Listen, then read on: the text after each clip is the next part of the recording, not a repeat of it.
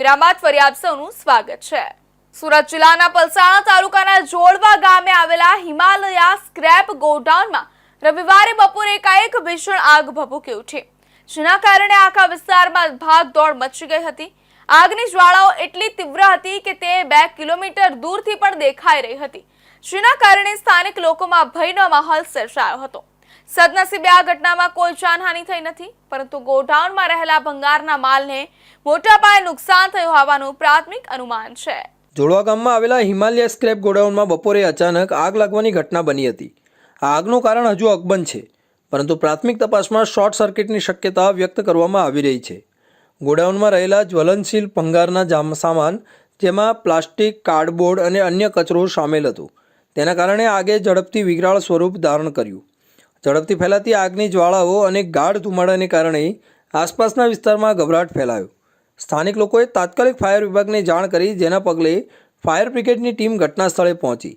બારડોલી અને PIPLની ફાયર બ્રિગેડની 4થી વધુ ગાડીઓએ ઘટના સ્થળે પહોંચીને આગને કાબૂમાં લેવાના યુદ્ધના ધોરણે પ્રયાસો શરૂ કર્યા।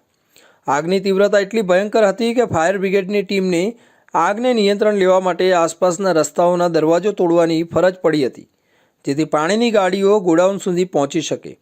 આગની ગંભીરતાને જોતા સ્થાનિક લોકો પણ ફાયર બ્રિગેડની ટીમની મદદે દોડી આવ્યા હતા। તેમણે ફાયરની ટીમને પાણીના સ્ત્રોતો અને રસ્તાઓની માહિતી આપી, જેના કારણે આગને કાબૂમાં લેવામાં મદદ મળી। પલસાણા પોલીસ પણ ઘટના સ્થળે પહોંચી હતી અને તેમણે આસપાસના વિસ્તારને સુરક્ષિત કરીને ભીડને નિયંત્રણમાં રાખવાનું કામ કર્યું। પોલીસે આગના કારણોની તપાસ શરૂ કરી છે અને ઘટનાની વિગતો એકત્ર કરવાનું શરૂ કર્યું છે। આગની ઘટનાને કારણે હિમાલયા સ્ક્રેપ ગોડાઉનમાં રહેલો મોટાભાગનો માલ બળીને ખાખ થઈ ગયો હોવાનું જાણવા મળ્યું છે। ગોડાઉનમાં મોટા પાયે ભંગારનો સામાન સંગ્રહિત હતો, જેના કારણે નાણાકીય નુકસાનનો આંકડો કરોડોમાં હોવાનું અનુમાન છે। જોકે હજુ સુધી ચોક્કસ નુકસાનની રકમનો અંદાજ લગાવવામાં આવ્યો નથી। ફાયર બ્રિગેડની ઝડપી કામગીરી અને સ્થાનિકોના સહયોગને કારણે આસપાસના વિસ્તારોમાં ફેલાતા અટકાવી શકાય, જેનાથી મોટી દુર્ઘટના ટળી। સુરત મહાનગરપાલિકાના ફાયર એન્ડ ઇમરજન્સી સર્વિસના વિભાગે આ ઘટનામાં ઝડપી અને અસરકારક રીતે કામગીરી કરી।